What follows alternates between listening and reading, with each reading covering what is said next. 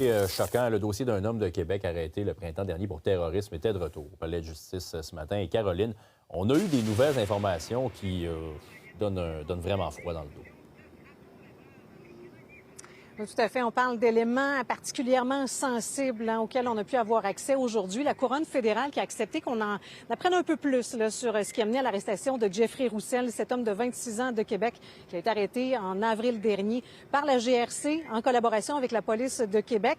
Bon, on savait déjà que l'individu intéressait les autorités depuis le mois de février dernier. On ajoute que c'est en raison d'informations voulant qu'un utilisateur de Telegram, le réseau de discussion, là, a l'intention de diffuser son suicide en direct sur les réseaux. Par la suite, on est intervenu pour éviter qu'il passe à l'acte, mais l'enquête s'est quand même poursuivie. Et là, on s'est aperçu qu'il avait plusieurs comptes sur plusieurs réseaux sociaux, plateformes de discussion ou même de jeux, comme Roblox également. Et sur certains, il faisait allusion au groupe 764 et 984, deux groupes qui diffusent du contenu extrêmement perturbant, violent, et tout ça dans le but de radicaliser des victimes. Donc, ce que vous avez à comprendre, parce que je vais vous épargner là, les détails, il n'y avait absolument aucune limite jusqu'à la violence, qu'elle soit psychologique, qu'elle soit physique ou même sexuelle, auquel on pouvait finalement vouloir inciter les victimes à se soumettre.